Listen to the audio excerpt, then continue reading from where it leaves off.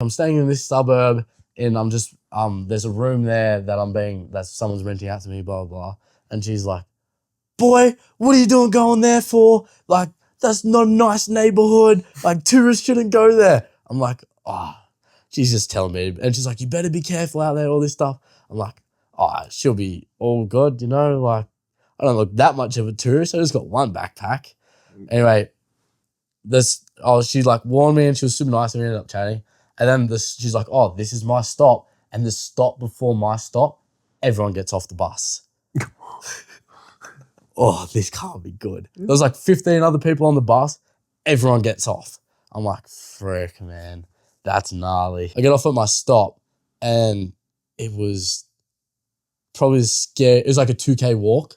So I end up walking through this neighborhood and it was 100% the scariest neighborhood I've ever walked through. Like, it was just so quiet, so eerie, but like just really gnarly.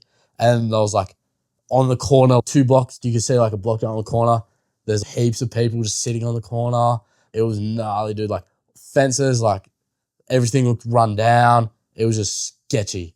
And I was walking through, I'm like, frick, holy crap. Anyway, I get to the house and I'm like, this is freaking gnarly. I was like, this house sucks. I go knock on the door. No one replies. I get a text from the lady and she's like, keys are, go out the back. The keys are in the door of the basement. I'm like, bloody hell. That's so weird. You're like at this random neighborhood. She won't even come down and speak to you. Yeah. No one was on the streets apart from one block. Yeah. One block had people on the corner. It was so gnarly. Some of them was bellied up and shit. Like, gnarly. Balaclavas. Yeah, well, like, not full bellies, but like over the nose. The ski masks. Yeah. Scariest thing I ever seen. I didn't think I was going to die, but I was like. You just worried. I was like. Shit was going to go down. Yeah, I thought something was going to go down, but then I was like, everyone loves Aussies. Brother. A gun doesn't like an Aussie. Nah. Anyway, I get to the. You've already been robbed once. In broad daylight. Like, come on. Yeah. So I go to the basement. I'm looking around. The basement's downstairs and it's like proper. I don't even know how to describe it. It's like the sketchiest looking house you could just stay in ever.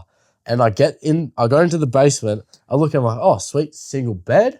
And then I look up, the ceiling, there's like a T-bar ceiling. You know, you have the ones you push up. Half the ceiling's missing. There's a sink that's all rotten. I got a video of it, bro. It's cool. I couldn't believe it. And there was a sign on the door when I got there. It says, if your room smells like marijuana, can air it out, but no refunds. Expect clients from 9 to 12. Expect noise. What was the noise? I'll tell you in a minute. This is the room, bro. This is the room. It was like kind of all good. And then you look up and like the ceiling's missing. There's brother. Wires. And just wait for this, bro. You go in hands, like the sink. I was pissing in that sink. Bro, there's no toilet. No toilet, no shower, nothing. It's just this one room. Bro. Yeah, the bed and like, and look at this. It's like shit everywhere. Yeah. It stunk so bad too, man. Dude. And fair enough, at like 9 o'clock, 9:30, I wake up, I hear someone walking up the stairs. Few minutes later, quiet, and then you just hear, and then just dust falling from the ceiling, a little bit of dust falling from the ceiling. And it was all night, bro.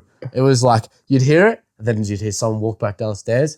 Hour and a half later, someone else would walk up the stairs, and you're hearing sirens and stuff all night as well. And you're just like, oh my goodness, I'm staying in the basement of a prostitute's house. Brother. That you got the contact from someone In Macca's. because you were asleep in McDonald's. To be fair, falling asleep at Macca's is probably going to lead to you sleeping in a prostitute's house. Like, I can see how the dots align. You get what I mean? Do you think it was it cheaper to go upstairs or to stay downstairs? Bro, Did you ask for pricing for upstairs? Did it have a Nah, price list hell in the nah. bottom? It stunk so bad, bro. It was like the worst place I've ever stayed in my life. It was gnarly. And I barely got any sleep. I was like sirens all night, people fucking, nervous. like you're hearing gunshots and shit. Like It was gnarly, dude. And I'm like, I just got to leave early in the morning, the most inactive time of violence. Yeah, no one's really like doing crime at like 5:30. Hey, like, Nah, that's what I was thinking. I was like, I'll leave it like yeah, they 6 say or crime something. never sleeps. Yeah, 4 to 5:30, kind of tired. You know what I'm Yeah, saying? yeah. But I was also looking up some of the statistics of the suburb I was staying in. I can't remember the name, but I remember it was like every 100 people, 4 people get violently attacked in this suburb in DC. Wow. It was like just outside DC. It was like one of the suburbs just outside. And I was like, I gotta leave. So fair enough. It was like miserable weather again. So I left at like 6 a.m, legs straight to a McDonald's. Because it's raining. Quick nap, Bro, quick nap. Bro, as a homeless, McDonald's is like a savior because it's like indoors, it's warm, there's a toilet, there's like men. Food. Yeah, there's food. It's basically a men's shelter. That's